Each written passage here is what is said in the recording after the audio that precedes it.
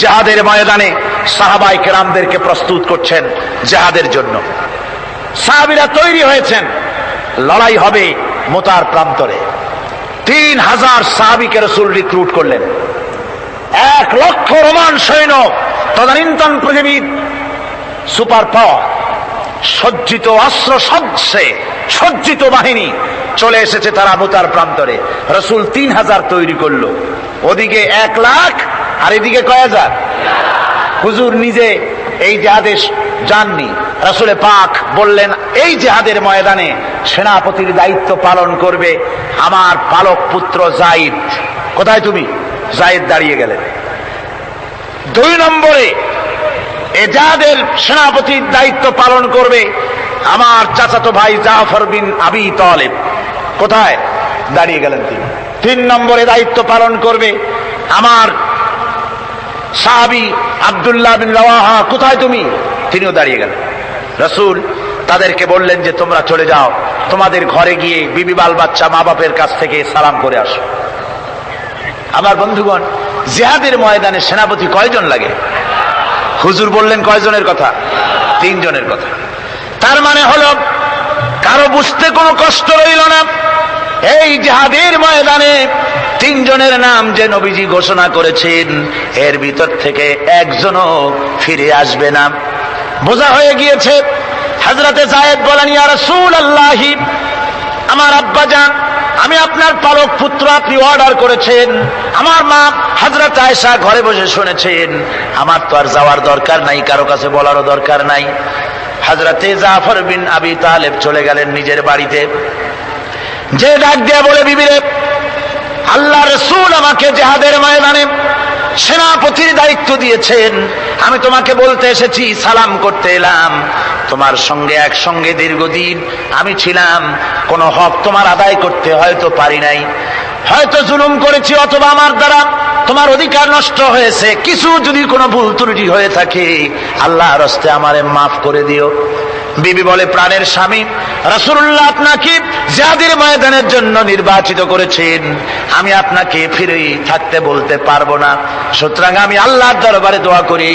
স্ত্রী হাত তুলে বলেন, রব্বুল আলামিন, আমার প্রাণের স্বামী জাফরকে জিহাদের ময়দান থেকে গাজী বানায়া আমার ঘরের ভিতরে তুমি তাকে দয়া করে ফিরাইয়া দিও।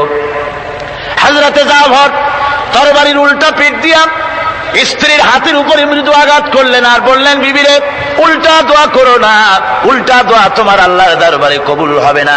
যেহেতু নবীজি আমার নাম 2 নম্বরে ঘোষণা করেছেন, আমার আগেও একজন আছে, পরেও আর একজন আছে। ও বিবি, নির্ঘাত ওই মুতার প্রান্তরে আমি শহীদ হয়ে যাব, জনমের মতো দেখা করতে আসলাম, এই জীবনে তোমার সাথে আমার আর দেখা হবে না। আমার বন্ধুগণ, হযরতে জাফরের স্ত্রী কাঁদতেছেন, বিবি বাচ্চাগুলা কান্দে। হযরতে জাফর বলেন, বিবিরে, এই বাচ্চাগুলি রেখে গেলাম, যেই রাস্তায় আমি জীবন দিতে যাচ্ছি এই রাস্তায় আমার ছেলেগুলোকে তুমি তৈরি করবে। সালাম করে তিনি চললেন। বিবি কাটা কবুতরের মতো জমিনে ছটফট করতেছে, কাঁদতেছি, আর পিছনে পিছনে ছোট্ট ছোট্ট ছেলে মেয়েগুলি আব্বা আব্বা বলে চিৎকার মেরে দৌড়াতেছি। হযরতে জাফর একবারও পিছনের দিকে তাকায় দেখলেন না কারা কান্দে। হযরতে আব্দুল্লাহ বিন রাওয়াহা তিনি চলে গেলেন বাড়িতে। হযরতে আব্দুল্লাহ বিন রাওয়াহা বাড়িতে গিয়ে, সেই রাত্র ছিল তার বাসর সজ্জা, ফুল সজ্জার রাত ছিল, নতুন বিবাহ করেছেন। বাড়িতে গিয়া শোনেন বিবি কোরআনে কারীম তেলাওয়াত করতেছেন। হযরতে আব্দুল্লাহ বলেন, রুমের বাইরে দাঁড়িয়ে, বিবিরে, আমি তোমার স্বামী আব্দুল্লাহ এসেছি, আমার সালাম নাও, কোরআন পড়া একটু বন্ধ করো। রাসূলুল্লাহ আমাকে জিহাদের সেনাপতি বানিয়েছেন, আমি জিহাদে যেতেছি, নতুন বিবাহ হলো, কোনো হক তোমার আদায় করতে পারি নাই, তুমি আমাকে মাফ করে দিও, আল্লাহর হস্তে আমার উপর কোনো দাবি রেখো না। বিবি বলে, প্রাণের স্বামী, কোনোদিন আপনাকে দেখি নাই, কোন রকম একটু দেখেছি, আর আমি মদিনার এক সুন্দরী মেয়ে, আপনি আমাকে ভালো করে দেখলেন না। আমার প্রাণের স্বামী, একবার আপনি ঘরে আসেন। স্বামী বলে, ওগো স্ত্রী, ঘরের ভিতরে আমি যাব না, ঘরের ভিতরে গেলে বলে তোমাকে দেখলে আমার মনের ভিতরে প্রেম ডাকবে, তোমার প্রতি আমার ভালোবাসা জন্মাবে, আমি ঘরের ভিতরে ঢুকতে চাই না। স্ত্রী বলে, প্রাণের স্বামী, ঘরের ভিতরে যদি আসেন, আল্লাহর কসম আমি কোনো প্রেম নিবেদন করব না, আমি শুধু প্রাণ ভরে চেহারাটা একটিবার, চেহারাটা একটা বার আমি শুধু দেখে রাখতে চাই, যাতে করে কিয়ামতের দিন লক্ষ কোটি কোটি মানুষের ভেতরে আপনাকে আমি স্বামী বলে যেন চিনে নিতে পারি। হযরত আব্দুল্লাহ বলেন, ওগো স্ত্রী, যদি এই ইরাদা তোমার হয় আর যদি তুমি ধৈর্য ধারণ করে থাকতে পারো, তাহলে কিয়ামতের দিন আল্লাহ রাব্বুল আলামিন আমি যার জন্য জান দিতে যেতেছি ওই মাবুদ মেহেরবান জান্নাতের ভেতরে তোমাকে আমাকে স্বামী স্ত্রী হিসাবে পরিচয় করাইয়া দিবেন। 3000 সৈন্য নিয়ে সাহাবায়ে কেরাম আর এই সেনাপতি সব চললেন। মুতার প্রান্তরে লড়াই হলো। এই লড়াইয়ের ময়দানে হযরতে যায়েদ অনেকগুলি কাফির সৈন্যকে জাহান্নামে পাঠিয়ে দিয়ে তিনি নিজেও শহীদ হয়ে গেলেন। এবার জাফর হাতে তরবারি আর এক হাতে ঝান্ডা নিয়ে এগোচ্ছেন সামনের দিকে। কাফেরেরা হযরত জাফরকে ঘিরে ফেলে দিল। আমার বন্ধুগণ, কাফেরেরা ঘিরে ধরে তরবারির আঘাত করলো জাফরের ডান হাতে। ডান হাত কেটে ঝুলে পড়লো। হযরতে জাফর এবার বাম হাতে তরবারি উঁচু করে ধরেছেন। এবার বাম হাতে কোপ দিল ওরা। এই কাটা দুইটা হাত দিয়ে বুকের সাথে হযরতে জাফর ইসলামের পতাকাটাকে জড়ায় ধরলেন। পাশের সাহাবীকে ডেকে বলেন, ও রাসূলুল্লাহর সাহাবী শোনো, আল্লাহর নবীকে আমার সালাম বলে দিও আর শোনায়া দিও, জীবনের শেষ মুহূর্ত পর্যন্ত ইসলামের পতাকা উঁচু করে রেখেছিলাম, মাটিতে পড়তে দেই নাই। আমার মনে হয় আমি এখন শহীদ হয়ে যাব, যেহেতু আমি এখন আমার নাকের ভিতরে আল্লাহর জান্নাতের সুঘ্রাণ পেতেছি। হযরতে জাফর শহীদ হয়ে গেলেন। হযরতে আব্দুল্লাহ বিন রাওয়াহা, হযরতে আবু উবাইদা দুজনে মিলে ছুটলেন ঝান্ডা ধরার জন্য। ওনারা বলেন, এগিয়ে গিয়ে দেখি সামনের পরে দূরে পতাকা উঠতেছে। ভাবলাম আমরা যাওয়ার আগে ইসলামের পতাকা কে ধারণ করলো। কাছে গিয়ে দেখি হযরতে জাফরের ডান হাত কাটা, বাম হাত কাটা, দুইটা পা কাটা, দেহটা একদিকে পড়ে আছে আর শুধু মাথাটা এক পাশে পড়ে থেকে ইসলামের পতাকা কামড়ায় ধরে উঁচু করে রেখে দিয়েছেন। আমার বন্ধুগণ, হযরতে আবু উবাইদা বলেন, আমি হযরতে সাদের, হযরতে জাফরের হাত পা মাথা মস্তক একত্রিত করে তার পা থেকে শুরু করে মাথা পর্যন্ত চুমা খাইলাম। তাকে জানাজা করে দাফন করে রাখলাম কবরের ভিতরে। রাতের বেলায় স্বপ্নে দেখি হযরতে জাফর আল্লাহর জান্নাতের ভিতরে ফেরেশতাদের সঙ্গে উড়ে বেড়াতেছেন। আমি জিজ্ঞেস করলাম, ও জাফর, আল্লাহ তোমার সাথে কি ব্যবহার করেছেন? হযরতে জাফর বলেছেন, ওগো আবু উবাইদা, আল্লাহ রাব্বুল আলামিন আমাকে বলেছেন, জাফর রে, আমি তোমার শাহাদাতে খুশি হয়েছি, তুমি আমার কাছে আর কি চাও?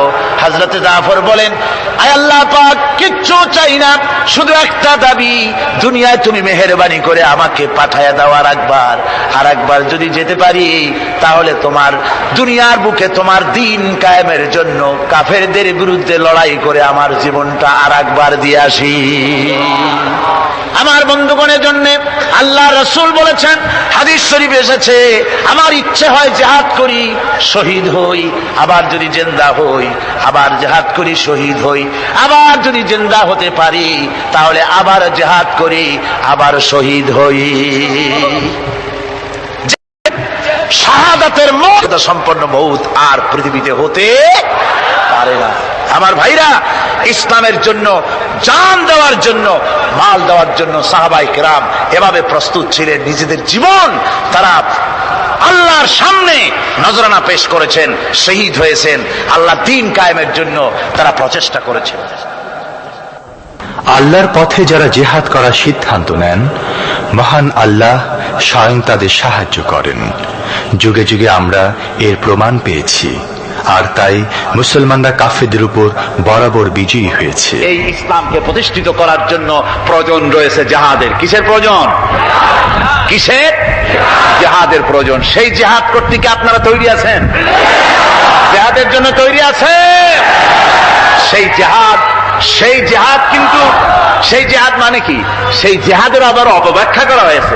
জিহাদের অপব্যাখ্যা করা হয়েছে এইভাবে যে ওয়ালাকিন কলমদার কাফে দুশমনাস, দুশমনের হাতে কলম ছিল, ওরা যেমন খুশি আমাদের ইতিহাসকে চিত্রিত করেছে। ওরা বলেছে ইসলামের ইতিহাস থেকে তরবারি আর রক্তের গন্ধ আসে, কিন্তু আসলে জিহাদের অর্থ তো তরবারির যুদ্ধ নয়। জিহাদের অর্থ হচ্ছে যে কোনো উদ্দেশ্যকে সফলতায় পর্যবসিত করার জন্য যে প্রাণান্তকর প্রচেষ্টা করা হয়, ওই প্রচেষ্টার আরবি নাম হচ্ছে জিহাদ। আর যুদ্ধ তার আরবি হচ্ছে হার্ব। যুদ্ধের আরবি কি? হার্ব, ওয়ার। ইংরেজিতে ওয়ার, আরবিতে হার্ব। আর জিহাদ যেটাকে বলা হয়েছে ওটা হচ্ছে যে কোন উদ্দেশ্যকে সফলতায় পৌঁছাবার জন্য যে চেষ্টা, ওই চেষ্টার নাম জিহাদ। তবে এই চেষ্টা করতে গিয়ে যখন বাধা আসে সশস্ত্র, ওই সশস্ত্র বাধার মোকাবেলা সশস্ত্রভাবে করা যেটা, ওইটা হচ্ছে জিহাদের চূড়ান্ত রূপ। কথা বুঝে আসছে? ইসলাম প্রথমে কাউকে আক্রমণ করে না, ইসলাম প্রথমে কাউকে আক্রমণ করে না, আক্রান্ত হলে পরে তারপরে এর জবাব দেয়, ঠিক কিনা? দেখেন না, হযরত আলী রাদিয়াল্লাহু তাআলা আনহু ওই যে খায়বারের যুদ্ধে, সেইখানে কেউ খায়বারের এই দুর্গ মুসলমানদের হাতে আসে না, প্রতিদিন যুদ্ধ হচ্ছে, অথচ যুদ্ধে কোনো ফলাফল দেখা যাচ্ছে না। ফজরের এশার নামাজের পর হুজুর বলছেন, ও সাহাবীরা, আগামীকাল আমি এমন এক ব্যক্তির হাতে ইসলামের ঝান্ডা তুলে দেব যাকে আল্লাহ এবং আল্লাহ রসুল বেশি ভালোবাসেন, এবং তিনিও আল্লাহ এবং আল্লাহ রসুলকে বেশি ভালোবাসেন, আর তার হাতেই বিজয় হবে। হযরত ওমর রাদিয়াল্লাহু তাআলা আনহু বলেন, আমার এরকম পেরেশানির রাত জীবনে আর কখনো গেছে কিনা জানি না, আমি সারা রাত পেরেশান ছিলাম যে ওই ব্যক্তিকে আমি হতে পারবো। ফজরের নামাজের পর আল্লাহর নবী বলছেন, সাহাবীরা, আমার আলী কোথায়, তাকে দেখছি না কেন? সবাই বলছেন, হুজুর, হযরত আলীর চোখ উঠেছে, তাই নামাজের জামাতে শরীক হতে পারেন নাই। হুজুর বললেন, তাকে নিয়ে আসো। দুজন সাহাবীর কাঁধের উপরে ভর করে হযরত আলী এলেন। হুজুর সাল্লাল্লাহু আলাইহি ওয়াসাল্লাম তার মুখের থুতু মোবারক নিয়ে হযরত আলীর চোখে লাগিয়ে দিলেন, সাথে সাথে আগের থেকেও ভালো দৃষ্টিশক্তি সম্পন্ন হয়ে গেলেন। সুবহানাল্লাহি ওয়া বিহামদিহি। তো এখানে রাসূল পাক সাল্লাল্লাহু আলাইহি ওয়াসাল্লাম তিনি হযরত আলীর হাতে তরবারি উঠায় দিলেন, জুলফিকার। বললেন, আলী, তুমি যাও, আজকের ময়দানে সেনাপতির দায়িত্ব পালন করো। হযরত আলী তরবারি হাতে নিলেন। ইসলাম আক্রমণকারী যে না, সে কথা বলতে আমি এই কথা নিয়ে আসছি। হযরত আলী গেলেন, যায় মুরাহহাবের সামনে পড়েছেন। মুরাহহাব হলো, হাদিসে এসেছে, মুরাহহাব হচ্ছে কাফেরদের নেতৃত্ব দিচ্ছে। মুরাহহাব বলছে, আলী, তোমাকে আমি কিন্তু ভালোবাসি, তুমি আসলে কেন? তোমার প্রতি আমার একটা সফট কর্নার আছে আমার অন্তঃকরণে। তুমি তোমার ছেলে মেয়েকে কি এতিম বানাতে চাও? তোমার বউকে কি বিধবা করতে চাও? আমি তো সেই বীর যে আমার সামনে এসে কেউ কল্লা সাথে নিয়ে যেতে পারে নাই। সুতরাং তুমি যদি ওদেরকে এতিম আর বিধবা করতে না চাও, আমার সামনে থেকে সরে যাও। হযরত আলী বলেন, মুরাহহাব, তুমি কাকে ভয় দেখাতেছ? তোমার তরবারি এই সমাজের কিছু কাফেরেরা ভয় করতে পারে, তুমি কি আমারে চেনো নাকি? তুমি কারে ভয় দেখাও? তাম পৃথিবীর সমস্ত কাফেরদের উপরে আল্লাহ রাব্বুল আলামিন আমাকে বাগ বানায় পাঠিয়েছেন। তরবারি দিয়ে প্রমাণ হবে। মুরাহহাব বলে, তুমি আক্রমণ তো করবো না আমি, আগে তুমি করো, আমি প্রতিহত করব। আক্রান্ত হলে পরে তারপরে জবাব দেব। এরপরে মুরাহহাব আঘাত হানতে লাগলো। হযরত আলী সমস্ত রণকৌশল দিয়ে আঘাতগুলি তিনি ফিরিয়ে দিতে লাগলেন। এরপরে হযরত আলী বলছেন, মুরাহহাব, এবার তৈরি হও আমার আঘাত সহ্য করার জন্য। হযরত আলী জুলফিকার তুলে আঘাত করলেন। এক আঘাতেই দেখা গেল মুরাহহাবের মাথা থেকে শুরু করে শরীর টুকরা হয়ে গিয়া হযরত আলীর তরবারির মুঠা পর্যন্ত মাটির ভিতরে গেড়ে গিয়েছে।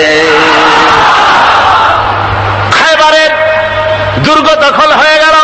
পরের দিন আল্লাহর নবী বলেন, আলী, শুনতে পেলাম তোমার ঢাল ভেঙে গিয়েছিল, তারপরে তুমি যুদ্ধ করলে কি দিয়ে? হযরত আলী বলেন, হুজুর, কামুজ দুর্গের ওই কবাটটা, লোহার কবাটটা বাম হাতে নিয়া আর ডান হাতে তরবারি নিয়ে লড়াই করেছি।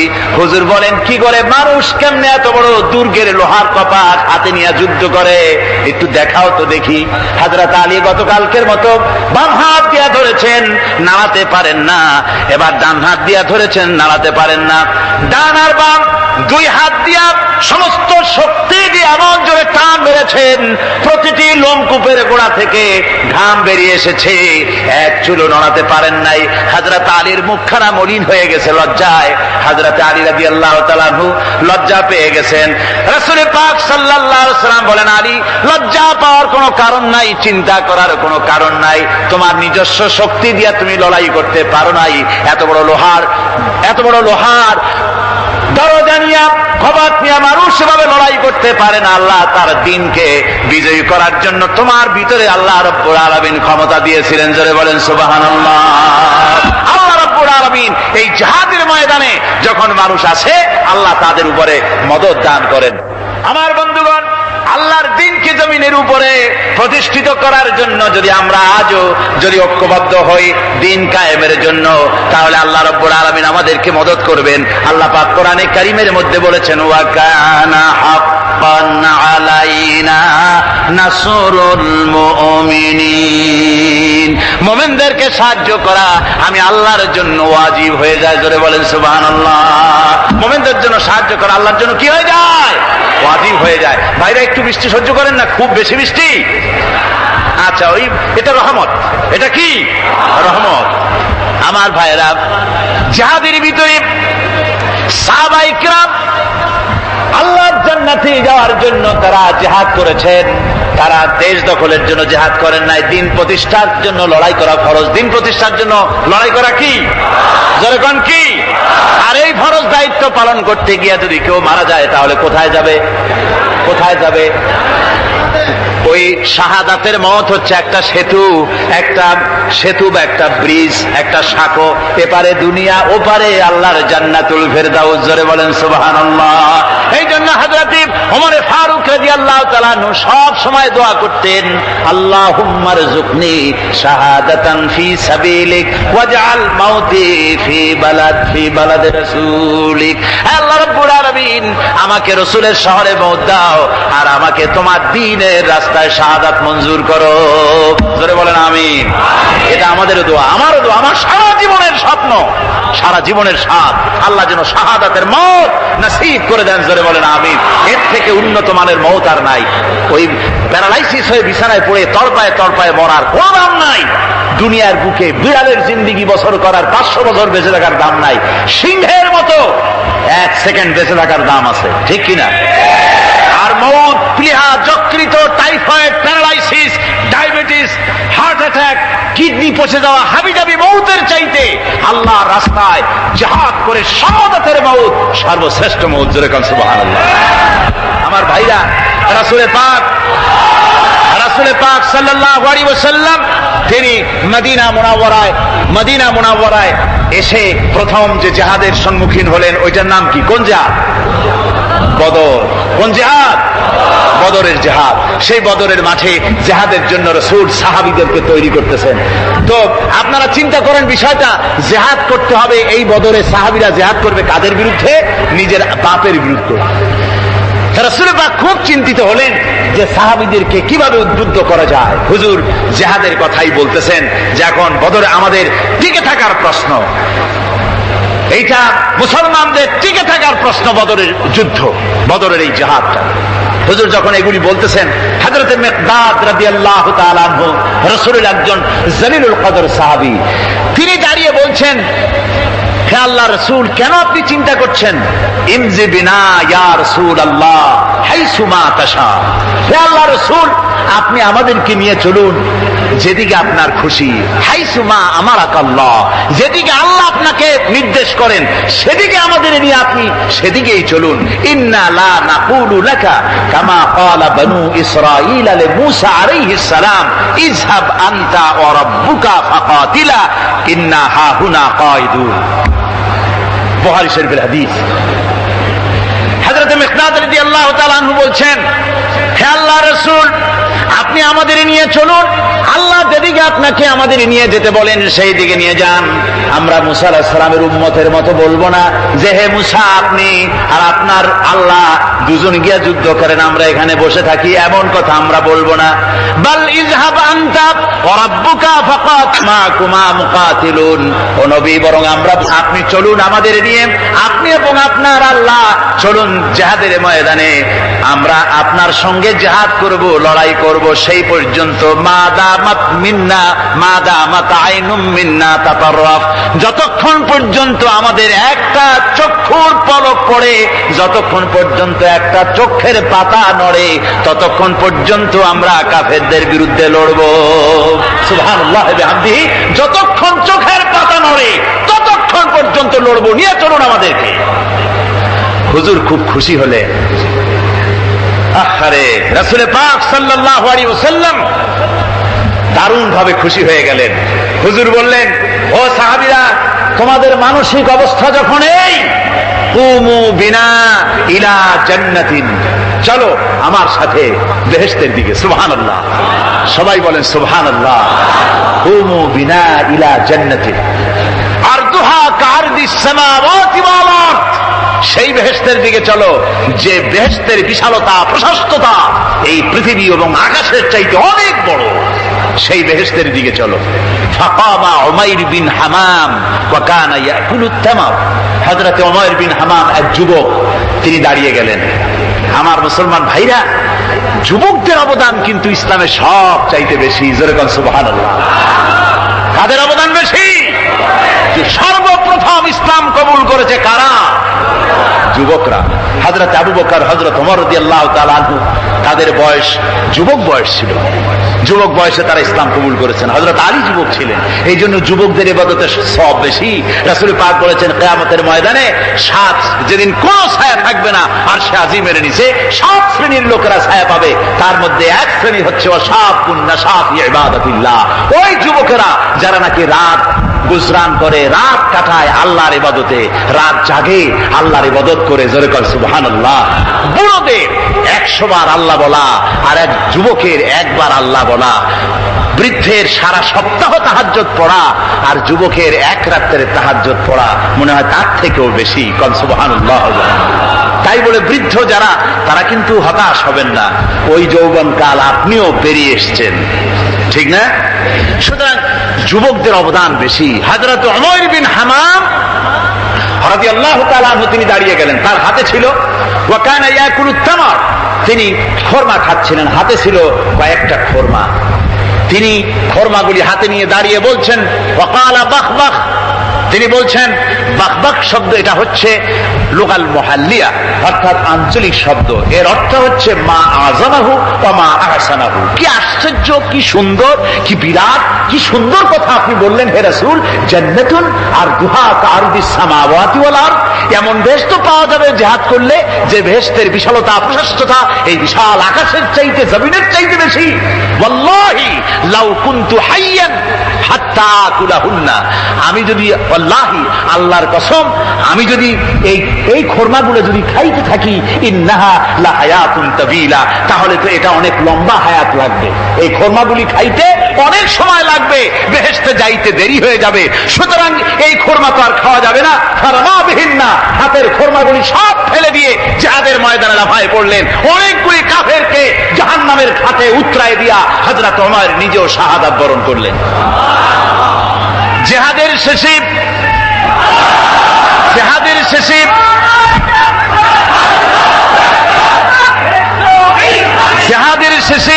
শহাদায়ে বদরের সমস্ত শহীদদের লাশ এক জায়গায় এনে সাহাবীরা বললেন, হে আল্লাহর রাসূল, আপনি যখন জান্নাতের বর্ণনা দিতেছিলেন তখন যে যুবকটা খরমা খেতেছিল আর জান্নাতের আশায় হাতের খরমা ফেলে দিয়েছিল, যে খরমাগুলি খাইতে গেলে তো সময় লাগবে অনেক, বেহেশতে যেতে দেরি হয়ে যাবে, এই কথা মনে করে হাতের খরমা ফিকে ফেলে জিহাদের ময়দানে এসে শাহাদাত বরণ, যে যুবকটি জিহাদ করেছিল তার লাশে সেও শাহাদাত বরণ করেছে। রাসূল পাক হযরত ওমরের চেহারার দিকে লক্ষ্য করে তার দিকে অঙ্গুলি সংকেত করে হুজুর বলছেন, ইন্নাকা মিন আহলিহা, ওমর, যে বেহেশতের জন্য তুমি খরমা খাওয়ার ধৈর্য ধরতে পারো নাই, আমি নবী সাক্ষী দিচ্ছি তুমি সেই জান্নাতের অধিবাসী। আমার ভাইরা, ওই জান্নাতে যাওয়ার জন্য, আল্লাহ দ্বীনকে প্রতিষ্ঠার জন্য আমাদেরকে ঐক্যবদ্ধ হতে হবে। আল্লাহ দ্বীনের জন্য, আল্লাহ নবীর যে আদর্শ, সে আদর্শ প্রতিষ্ঠার জন্য এগিয়ে আসতে হবে। যদি আমরা তা করতে পারি, আমরা সংখ্যায় কত, আমাদের অস্ত্র আছে কি নাই, আমাদের জনবল কত, আমাদের সৈন্যবল কত, এগুলি প্রশ্ন না। প্রশ্ন হচ্ছে ولا تهنوا ولا تحزنوا وأنتم الأعلون إن كنتم مؤمنين। কোনো ভয় নাই, কোনো চিন্তা নাই, যদি তোমরা মুমিন হও আমি আল্লাহ তোমাদেরকে বিজয়ী করব। জোরে বলেন সুবহানাল্লাহ। মুসলমানেরা তো সেই জাতি, যাদের ময়দানে যখন মুসলমানদেরকে সাহায্য দরকার হয়েছে, আল্লাহ রাব্বুল আলামিন আকাশ থেকে ফেরেশতা নাজিল করেছে কিনা কোন? কবি বলছেন, ফিজায়ে বদরি पैदा कुन फरिश्ते तेरी नसरत को उतर सकते गर्दों से कतर अंदर कतार भी। বদরের মুসলমানদের মতো ঈমান যদি আজও তোমরা আনতে পারো, তোমাদের ভিতরে হয়ে যায়, তাহলে আল্লাহ রাব্বুল আলামিন তোমাদের জন্য কাতারে কাতারে ফেরেশতা তোমাদের জন্য নাজিল করে দিতে পারেন। তোমরা সেই জাতি, তোমরা সেই মুসলমান। ফিরে আসো ইসলামের দিকে, ফিরে আসো দ্বীনের দিকে, রাসূলের সঙ্গে मोहब्बत जुड़े दाओ कि मोहम्मद सी वफा तूने तू हम तेरे हैं, ये जहां चीज ही क्या लोहे कलम तेरे। মুহাম্মদ সাল্লাল্লাহু আলাইহি ওয়াসাল্লামের সঙ্গে তুমি যদি মহব্বতের সম্পর্ক স্থাপন করতে পারো, অনুসরণ আর অনুকরণের,